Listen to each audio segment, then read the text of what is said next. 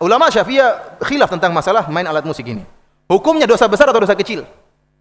Intinya berdosa. Setelah mereka sepakat ini merupakan apa? Dosa.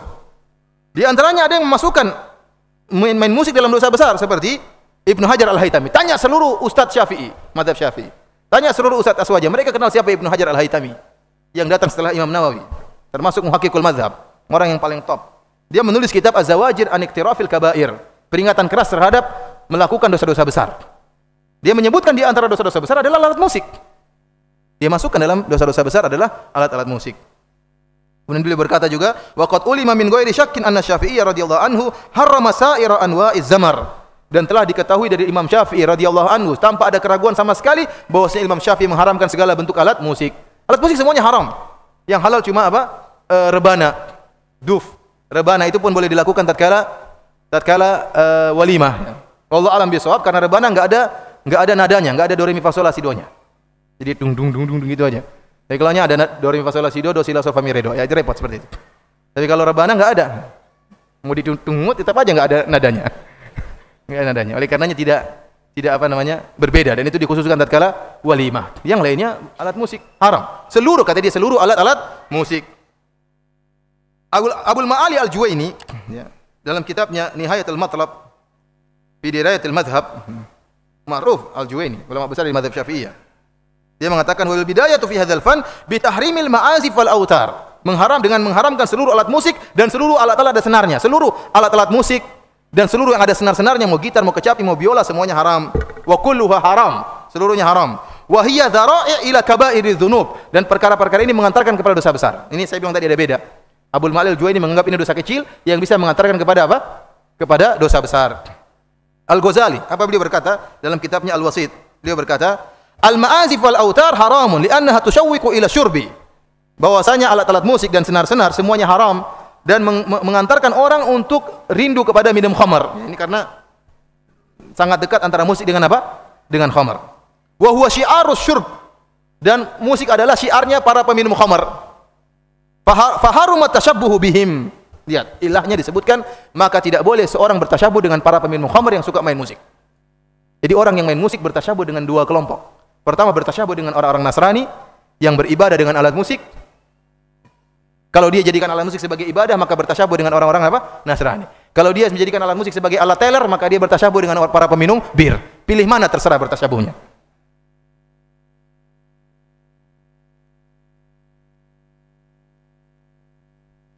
Demikian juga perkataan Imam Nawawi rahimahullah. Beliau berkata,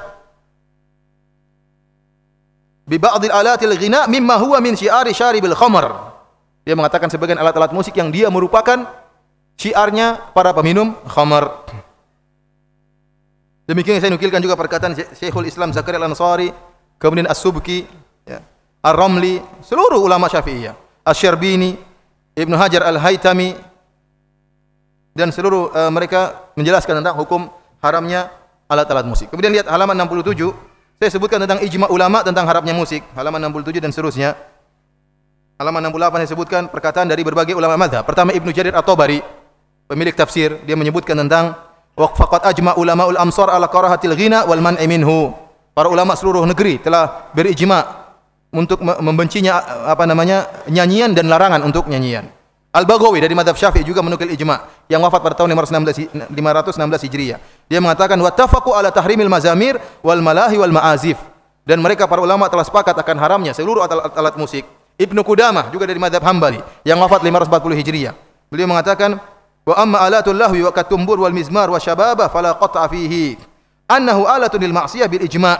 Adapun alat-alat musik seperti seruling, kecapi dan yang lainnya, maka ini tidak ada dipotong tangan kalau mencuri alat-alat ini. Kenapa? Annahu alatun lil ma'siyah, karena ini alat-alat untuk bermaksiat bil ijma', dengan ijma' para ulama. Karena ini alat maksiat, maka kalau dicuri tidak perlu dipotong tangan. Ijma' ulama ini alat maksiat. Abul Abbas Al-Qurtubi dari mazhab Maliki juga berkata demikian. Fa amma ma abda'u sufiyah al-yaum. Lihat, perhatikan. Abul Abbas Al-Qurtubi dia mengatakan, fa amma ma abda'ahu sufiyah al-yaum min al-idman ala sama'il maghani bil alatil mutribah fa min qabili ma la yukhtalafu fihi fi tahrimihi. Kata beliau, adapun perkara-perkara yang dibuat oleh orang sufiyah pada hari ini, tahun berapa dia? Tahun 656 Hijriah.